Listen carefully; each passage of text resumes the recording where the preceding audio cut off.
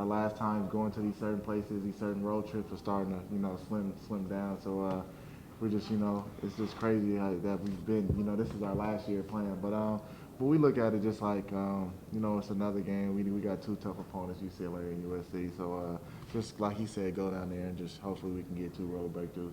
After the Washington game the other day, I think Richard made a point that there's no way you guys are going to overlook Washington State, and then everybody kind of came out. I think after the game, you all said that you sort of sleptwalked at the beginning of the game.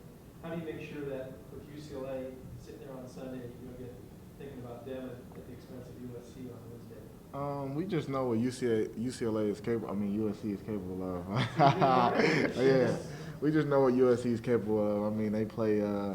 They're either hot or they're cold. So I mean, they play Arizona all the way to the wire. They had another good game, which was close. So we know you can't take anybody in this conference for granted because you can end up losing. I seen Oregon lost to Oregon State last night, and so we just never take the win for granted. So we just go out there, just come out with energy and play defense, and we should be fine. You played against Terrell and Wesley. What do you remember about? What are your recollections about playing against them? JT Terrell is sporadic. He's just gonna shoot it every time he touch it. That's what he wants to do is score. And I know Brian Wesley, he's a very physical guard. He knows how to use his body. And their leading scorer. So obviously he's a guy we're main focused that we have to be conscious of trying to get him slowed down. Justin, how long have you known Richard? Since I was a sophomore, so what is that? 8 8 years? Yeah. Yeah. Can you talk about the maturity you've seen in him and then just how he's changed, especially in the last couple of years here? Man, he's totally different. Like I used to hate Richard. I'm not playing. I'm not nah, but is this something Richard knew? Yeah, like we always play around. Like when we first met each other, we didn't like each other. I mean, just like growing when we first met, he was like a little immature. Like he was goofy.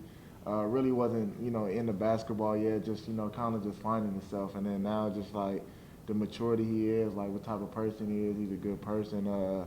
Just to see him grow from what he's been through and how he's persevered and got all the way to now he's a senior about to get his degree and chase his dream in the NBA it's crazy seeing a 6'6" kid just long and skinny that didn't even care about basketball now to see what he is now is just crazy to me.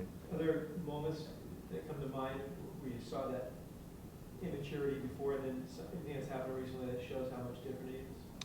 Just the main fact that like he's taking a role of even if he likes it or not, he took the role of now just strictly just being on the block. I'm just gonna grab every rebound, and for him just to narrow himself down and say I don't care about scoring, I don't care about anything else but leading the league in rebounding, which he's been doing the whole season since day one. Is just shows his maturity that he doesn't care. Like we don't care who scores. He just has one common goal, and that's to rebound the ball. Richard, do you think you take criticism from your coaches better now than you did when you were younger? Yeah, definitely.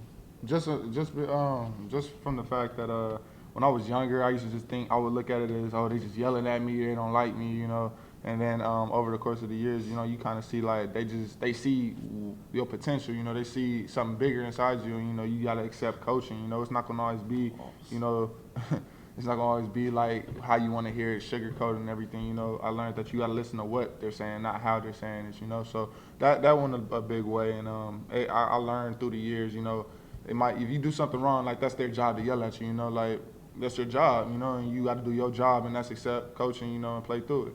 2 years ago when you were out for a while, how hard was that to take, and how much did that help shape what you were going to be going forward? It hurt a lot. I've never had to sit out for a season, and me sitting out that whole season, pretty much that whole year, it hurt, because I had to watch the team. I felt there was certain games that they played where if I was playing that we would have had, it might have been a different outcome, and I also think it hurt because it kind of like it set me back a little bit in my development as a basketball player and growing, maturing.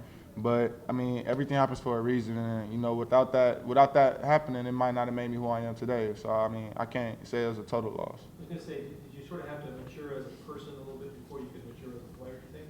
Yeah, definitely. I mean, that was a life situation that that I had to face, and I'm glad it happened earlier in my career rather than late. I mean, You just got to take responsibility for your actions, as a man, and that's one thing that you got to learn growing up and becoming more mature. Coach said that you're on target, if you pass all your classes this term, that you'll graduate in 4 years. You're impressed with that. Yeah. How many classes you take, how many units do you have this spring? I got right now I'm signed up for about 16 units, I believe. Is that the most you've ever taken? Nah. No? Nah. Yeah. So Took 18 last semester. You'll take care of this? Yeah. What's your major? Social welfare. And was there a time you thought, well, I'm never going to graduate in 4 years after Yeah. the struggles I had? Yeah, there was a couple of times where that crossed my mind, but like I said, just perseverance, just pushing through, just keep pushing forward, when things don't look as bright, you got to keep your head up and just keep pushing through, and good things eventually happen.